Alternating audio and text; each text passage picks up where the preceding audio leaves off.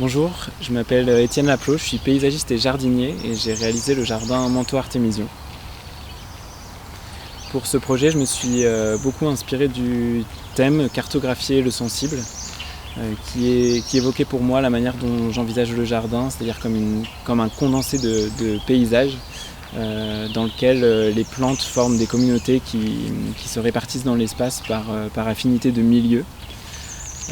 Et la dimension sensible de la carte sensible me évoquait à la fois la sensibilité des plantes par rapport au milieu, mais aussi la dimension sensorielle du jardin. Le Manteau Artémision, c'est un jardin qui finalement condense différents milieux, un milieu sec et un milieu humide, des milieux qu'on a l'habitude dont on fait l'expérience dans le paysage à des échelles beaucoup plus grandes. Et ces milieux secs et ces milieux humides sont représentés par le milieu de la menthe et le milieu de l'armoise. La menthe, elle est caractéristique des milieux humides et l'armoise est plutôt caractéristique des milieux secs. Donc j'ai choisi ces deux plantes comme emblème pour chacun de ces milieux. Le jardin présente une variation de milieux secs et de milieux humides qui sont recréés grâce à un travail de la topographie. Donc avec des creux et des buttes. Et les milieux secs occupent les buttes et les creux sont plus humides et donc abritent une communauté de plantes qui est plus amatrice d'humidité. Donc ce jardin, Manteau Artémision, c'est l'idée de combiner deux milieux, un milieu humide et un milieu sec dans un même jardin. Et que les différences, les gradients de l'humide au sec soient aperçus par différents sens. Donc il y a la vue qui est sollicitée par une forme de dégradé du vert au gris, parce que de la même manière que les parfums, les armoises ont des teintes grises et les menthes ont des teintes plutôt vertes, fraîches. Et donc il y a tout un dégradé en fait depuis les creux vers les sommets du vert au gris. Et aussi une dimension tactile, puisque finalement pour dégager les parfums de ces plantes, le visiteur est invité à venir froisser les plantes pour dégager les parfums.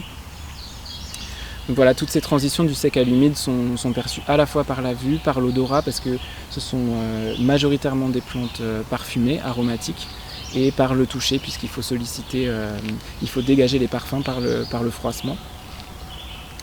En termes de réalisation, pour avoir ces variations d'humidité et de drainage dans le jardin, on a créé une micro-topographie. Donc ça, elle a été réalisée à la mini-pelle pour la structure et après en définition au râteau et au croc pour créer vraiment des reliefs subtils. Et on a une grande quantité de plantes qui ont été installées dans le jardin. On a un peu plus de 1500 plantes qui forment donc des milieux différents. Les plantes sont plantées en communauté, donc il y a de nombreuses espèces ensemble qui occupent les zones humides et les zones sèches. Ce qui a été très intéressant aussi sur le site du festival, c'est que j'ai pu travailler en amont avec Simon, jardinier au festival, qui a pu mettre en culture certaines espèces d'armoises et de menthes qu'on n'arrivait pas à se procurer en pépinière. Donc ça a été vraiment précieux pour avoir un jardin qui soit riche en espèces botaniques et bien sûr un approvisionnement aussi en pépinière. Et les plantes sont choisies pour être des plantes qui sont adaptées au milieu et qui sont adaptées aussi, qui sont aussi présentes à l'état naturel au Canada. Pas toutes, mais en grande partie, soit présentes naturellement, soit naturalisées. Et donc j'ai fait aussi une recherche justement pour savoir quelles espèces d'armoises étaient présentes ici et quelles espèces de menthes étaient présentes.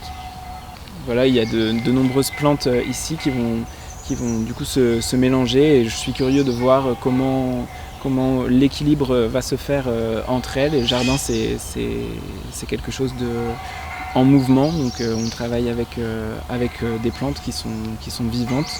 Donc voilà, c'est aussi un espace de découverte et de curiosité pour les prochains mois qui vont venir.